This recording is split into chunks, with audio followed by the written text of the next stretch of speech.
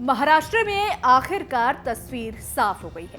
जहां एक तरफ देवेंद्र फडणवीस ने सीएम पद की शपथ ली, तो वहीं दूसरी तरफ अजीत पवार और एकनाथ शिंदे ने डिप्टी सीएम पद की शपथ ली। महाराष्ट्र में हालांकि दिखने में तो ऑल इज वेल नजर आ रहा है, लेकिन क्या अंदर भी सब कुछ ठीक है?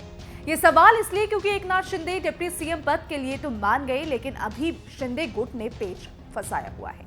मीडिया रिपोर्ट्स के मुताबिक शिंदे के गुट की नजर अब अजीत पवार के मंत्रालयों पर टिकी हुई है। आखिर क्या है पूरा मामला, चलिए इस वीडियो में विस्तार से जानने की कोशिश करते हैं। नमस्कार, मैं हूं आपके साथ ईशा नेगी। शपथ ग्रहण के बाद अब मंत्रालयों के बंटवारे को लेकर पेच फंसा हुआ है। मीडिया रिपोर्ट्स की माने तो मुंबई में बात नहीं बनी तो ये बात दिल्ली तक जा सकती है। बताया जा रहा है कि एकनाथ शिंदे गृह मंत्रालय चाहते हैं, लेकिन बीजेपी इसे छोड़ने को तैयार नहीं है।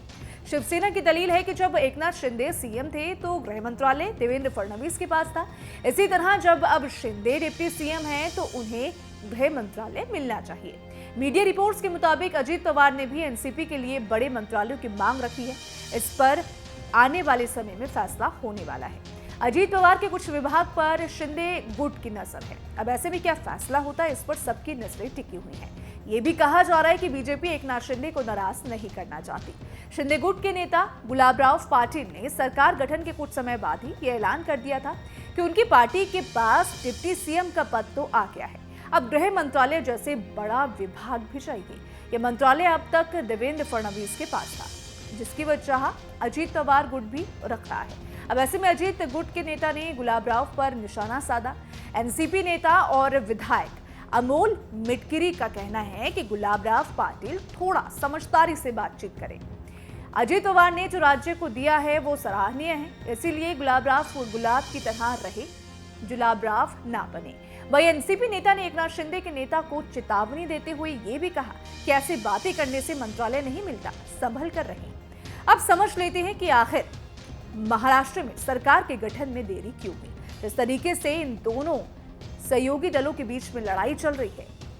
इस लड़ाई से ही गठन में देरी हुई है। दरअसल पहले एकनाथ शिंदे के डिप्टी सीएम पद स्वीकार करने पर भी संशय बना हुआ था, लेकिन शपथ ग्रहण के कुछ समय पहले ही एकनाथ शिंदे उप मुख्यमंत्री बनने के लिए राजी हो गए। हालांकि उन्होंने अपनी पार्टी के लिए कई विभागों की मांग की, जिस पर अब तक सहमति नहीं बन सकी। माना जा रहा है कि इसे असहमति के चलते सरकार के गठन में समय लग गया। मंत्रालयों के बंटवारे पर अगर मुंबई में बात नहीं बनी तो दिल्ली में एक बार फिर से महायुति की बैठक हो सकती है। एकनाथ शिंदे गुट के नेताओं के साथ साथ अजीत पवार गुट ने भी मंत्रालयों की लिस्ट अब तैयार कर ली है।